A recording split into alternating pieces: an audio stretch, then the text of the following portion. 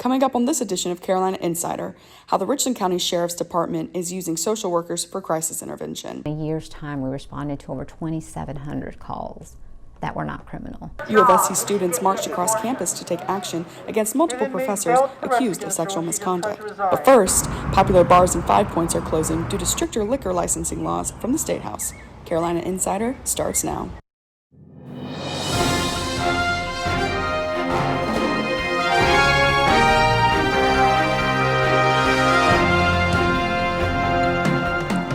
Hello, and thanks for joining us. I'm Julie Crosby. Our top story is the Biden administration is looking to change how schools handle sexual misconduct allegation.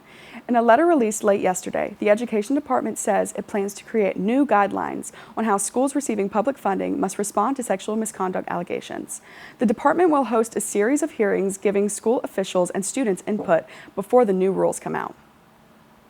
Students on our own campus recently gathered to demand changes to how the university handles that very thing. Here with today's Cocky Spotlight is Andrea Betancourt. Andrea?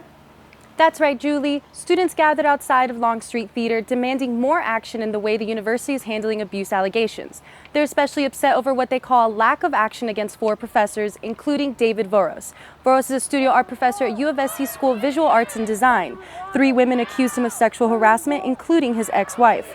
The movement began with Voros' charges but has since expanded. Students started an Instagram account to criticize how the university handles reports of sexual assault as a whole. The group of students and faculty that formed the coalition to fire David Voros also created a petition that has already garnered over 2,500 signatures. As of right now, Voros is suspended from teaching until next semester and is suspended from trips abroad. Although USC President Bob Caslen sent a general email to the student body denouncing sexual assault and harassment on campus, he has yet to respond to the recent protests. Back to you, Julie. Thanks for reporting on that very important topic, Andrea. You may have noticed multiple bars and 5 Points closed unexpectedly last week, including Moosehead Saloon and Breakers Bar and Grill. Matt Szymanski, who owns Moosehead and 5 other bars and restaurants in Columbia, says that he's planning to sell Moosehead. The owner of Breakers denied our request to comment, but former Moosehead bouncer Michael Angelou said the closings are a result of stricter liquor regulations in 5 Points. He also said business is just not what it used to be. Because we have to scan everyone's ID, and mostly everyone is underage. So people who are 21 get to go in, but there's usually like maybe 10 people. In February, Senator Dick Harpootlian filed a legislation amendment that would require 51% of an establishment's revenue to come from the sale of food and non-alcoholic beverages to maintain their liquor license. As the amendment was filed, the Post and Courier reported that at least 11 bars in the district had liquor licenses under protest with the State Department of Revenue. In Minneapolis, the murder trial of Derek Chauvin and the death of George Floyd continues. Much attention is being paid to police training and use of force tactics, as well as de-escalation skills. Here in our own community, the Richland County Sheriff's Department is learning about that as well. Owen Duffy explains.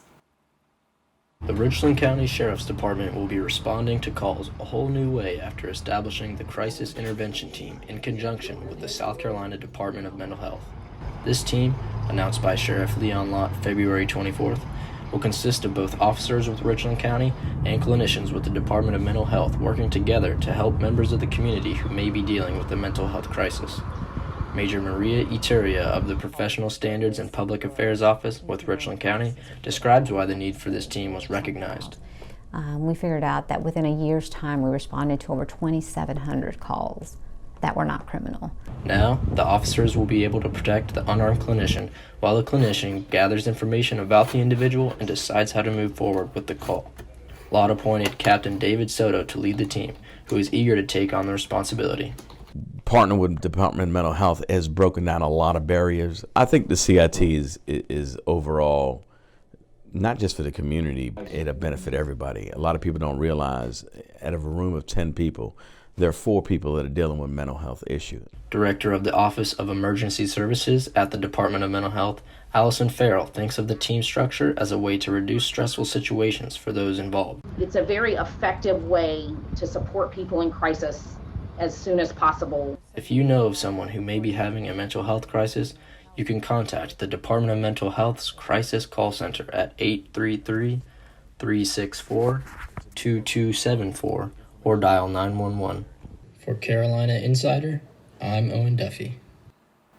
If you're looking for your own way to help the local community, the Red Cross of South Carolina announced that you can donate blood once you're fully vaccinated against COVID-19. The Red Cross stated that there is no deferral period for any of the vaccines that are approved under the emergency use authorization, according to DHEC. More than 1 million South Carolina residents have at least one vaccination, with over 100,000 in Richland County. There will be a blood drive this Thursday from 12 to 5 p.m. at Segra Park. To sign up or to get more information on other donation opportunities, you can visit theredcross.org.